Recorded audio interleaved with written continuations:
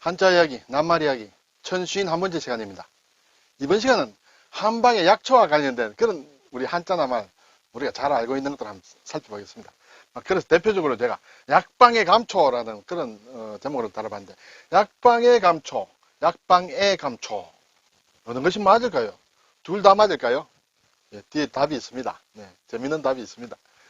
그래서 오늘은 이 감초라는 그런 우리 한방제, 그리고 익모초, 당귀, 맹문동, 결명자, 구기자, 이런 거 우리가 흔히 들어본 것입니다.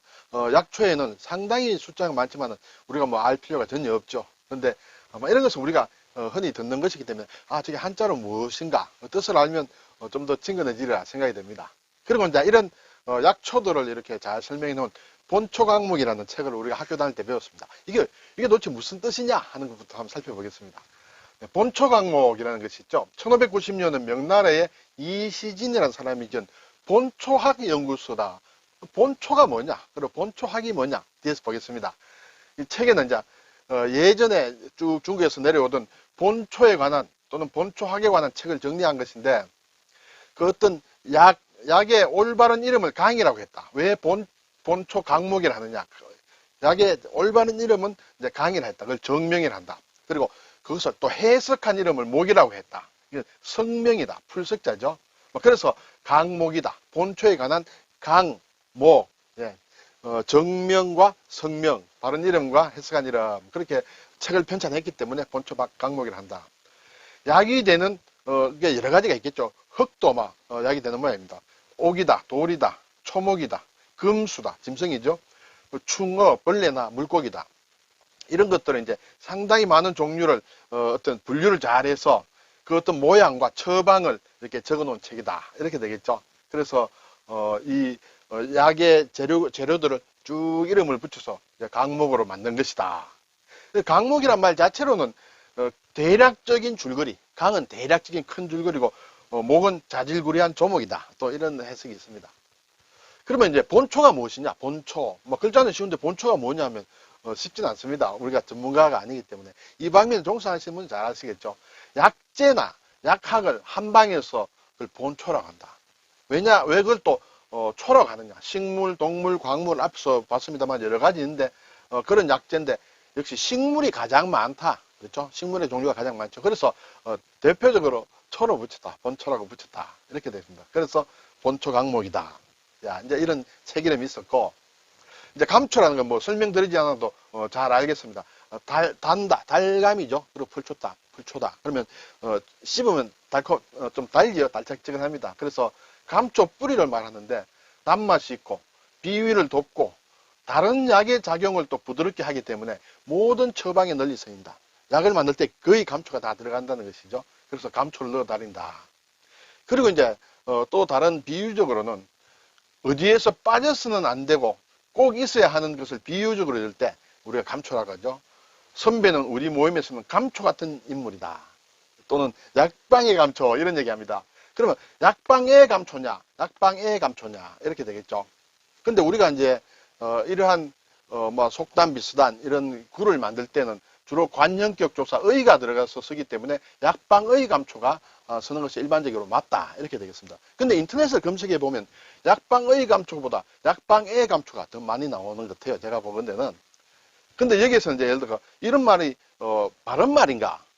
그래서 국립국어원에서 이제 이렇게 해석을 해 놓은 것이에요. 약방에 감초가 있다. 그럴 경우에는 약방의 감초로 그런 경우에는 부사격 조사로 애가 쓰였다. 이렇게 됩니다. 근데 또 다른 또 설명이 있습니다.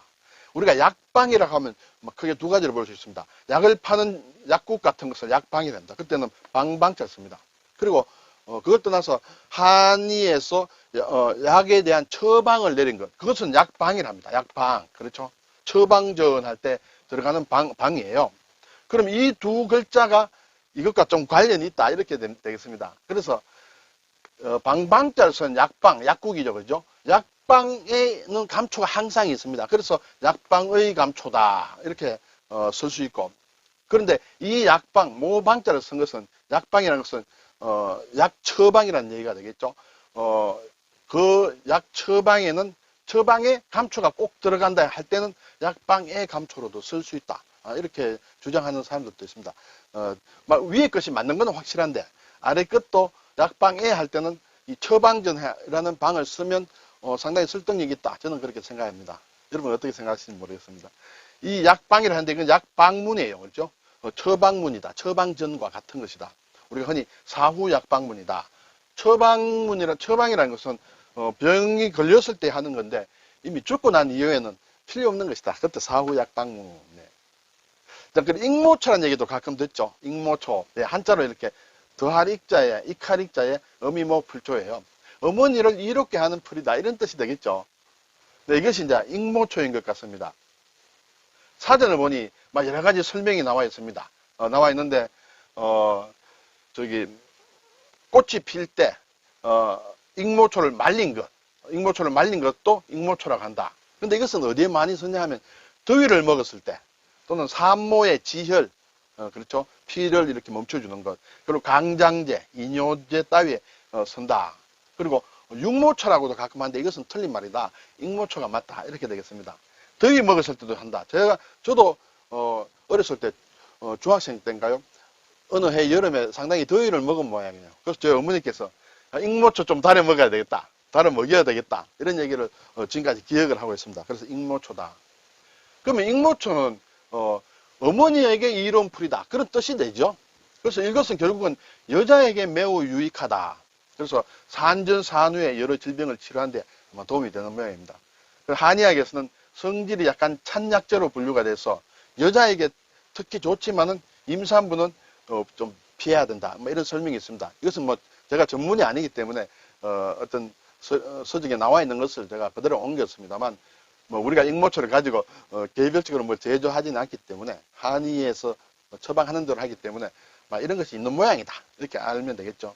근데 익모초는 이제 즙이 매우 써서 먹으면 위가 깨어난다 하여 여름에 더위를 먹어 입맛이 이런 사람에게 익모초 즙을 먹이는 민간요법이 있다. 이렇게 되겠죠.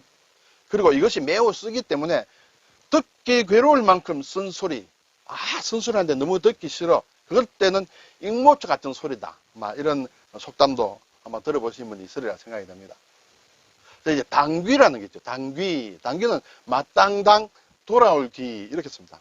왜 이런 특이한 이름이 붙었을까요? 어떤 풀의 이름에, 약재 이름에. 이것은 신감채 뿌리를 한 방에서 이루는 말이다.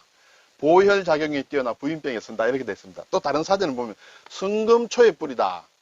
이 신감초나 성금초나 같은 말이 모양입니다. 저는 자세하게 모르는데 성금초에는 성금은 한자로 나와 있지 않습니다. 단맛이 나고 피를 잘 돌게 하고 강장제나 진정제 따위를 쓴다. 어쨌든 이런 거는 내용은 우리가 비전문가는 알 필요가 없습니다만 당귀라는 말 자체가 좀 흥미가 있었다. 이렇게 되겠습니다. 그럼 당귀는 왜 당귀를 하느냐? 마땅히 돌아온다. 그런 뜻이 되겠죠. 그래서 제가 나무위키에서 좀 인용을 했습니다.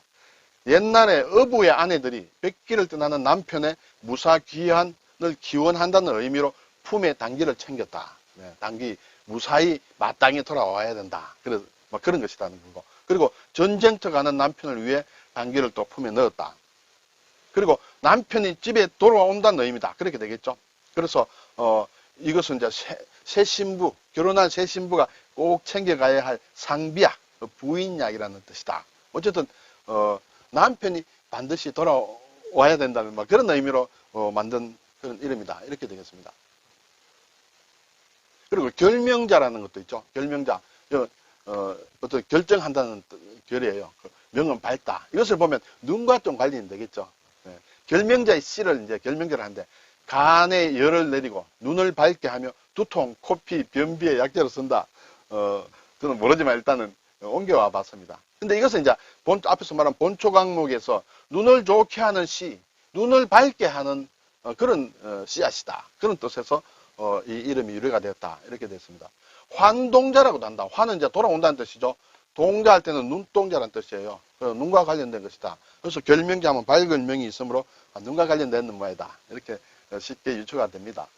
이것이 이제 결명자다. 이것이 쌀 중에 흥미하고 어떻게 구분이 되는지 모르겠습니다만 이렇게 돼 있다. 또 맹문동이라는 것도 가끔 얘기합니다. 맹문동. 이것은 백합과의 식물이다.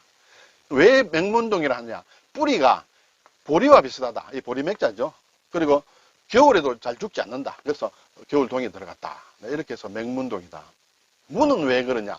사실은 중국의 이름에 보면 이것이 문이 다 들어가요. 그런데 우리나라에서는 지금 설명이 좀 곤란한데 이 크게 두 개, 보리와 뿌리가 비슷하고 겨울에도 죽지 않는다.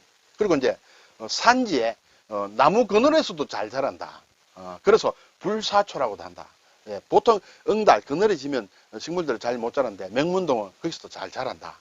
그래서 한방에서 강장, 거담, 진해, 강심제 등에 사용한다.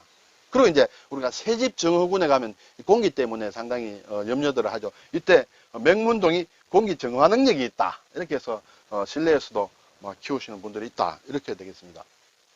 이것이 맹문동이다. 우리가 길거리를 가다 보면 이렇게 어떤 정원이나 또는 나무사 밑에 이렇게 많이 있는 걸 볼 수 있습니다. 대표적으로 보니까 경기 황천공원에 맹문동이 아주 그냥 찬란하게 피어 있습니다. 네.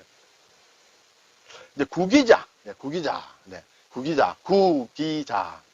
구기자 나무의 열매를 구기자라고 한다. 해열제, 강장제로 쓴다. 자, 이 구기자 나무라는 것은 가시가 있다. 구기자, 가시가 있다. 그리고 이제 열매는 빨갛고 고추처럼 생겼다. 그렇죠? 그리고 어린 잎은 식용이 되고 열매와 뿌리는 약용이다. 근데 이것을 순우리말로는 괴존나무 또는 물고추나무 이렇게 되어 있는데 이것이 이제 어감이 별로 좋지 않다. 그래서 원래는 이제 이 나무를 괴존나무, 물고추나무라고 했는데 그 열매는 이제 구기자로 했는데 열매 이름을 가지고 그냥 구기자 나무를 하자. 이렇게 해서 구기자 나무라 부른다. 자, 그러면 구기라는 것은 무슨 말이냐? 이 구는 구기자를 뜻하는 구다.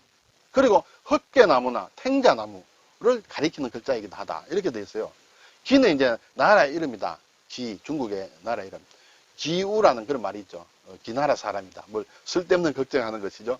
그래서 나라 이름 긴데 여기에 또 구기자라는 뜻이 있고 또 고리버들, 버들나무 이런 뜻도 이것이 가지고 있다. 이렇게 되겠습니다. 그래서 구기자라는 것은 여기 탱자나무, 헛개나무라 했는데 다 가시가 있죠. 구기자에도 가시가 있다. 그래서 탱자나무의 가시, 그리고 고리버들 같은 줄기, 예, 여기 고리버들, 기는 이제 고리버들을 뜻하기도 한다. 그래서 고리버들 같은 줄기 때문에 구기자라고 한다. 이렇게 돼 있어요. 예, 중국이나 일본이나 다 이 한자를 쓰고 있습니다. 이제 앞에는 이제 제가 탱자나무라 했는데 또 다른 설명을 보니 가시가 헛개나무와 비슷하고 헛개나무, 구가 헛개나무를 뜻하기도 한다. 그리고 줄기는 버드나무, 기가 버드나무다. 버드나무와 비슷하여서 붙인 이름이고 중국, 일본도 같이 구기자라고 쓴다. 이렇게 되겠습니다. 이게 구기자입니다. 고추처럼 이렇게 생겼죠. 네. 그리고 구기자 하니까 제가 구기동이 생각이 났습니다. 서울의 구기동. 제가 예전에 북한산 등산 다닐 때 주로 하산길을 구기자 쪽으로, 구기동 쪽으로 많이 내려왔습니다. 그랬는데 혹시나 싶어 찾아보니까 예구자에다가 턱기자다. 구텄, 옛날 텄이 모양, 턱구리 모양인데 자료를 보니 어원은 좀 불분명하다. 어쨌든 구기자하고 구기동하고는 글자는 다르다. 이렇게 되겠죠. 오늘 본초강모, 본초강모, 감초, 당귀, 익모초, 결명자, 맹문동, 구기자, 비교적 쉬운 한자이고 또 우리가 흔히 자주 들을 수 있는 그런 약재의 한자 이름을 한번 살펴봤습니다. 감사합니다.